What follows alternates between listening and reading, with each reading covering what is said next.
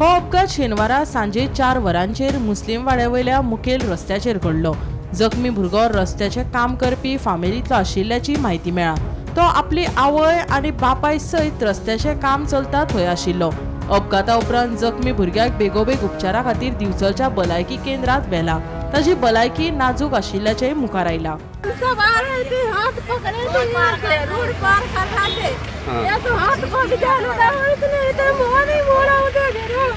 कितने साल का बच्चा वो? 3 साल का। नाम क्या उसका? अभी किधर है वो? बहुत इंजर्ड हुआ, सर को मार लगा। किधर का तुम लोग किधर के? इधर रोड का काम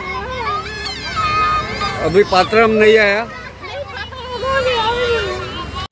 गोमंतक टीव्ही खातीर दिवचलच्यान रिपोर्टर तुकाराम सावंत।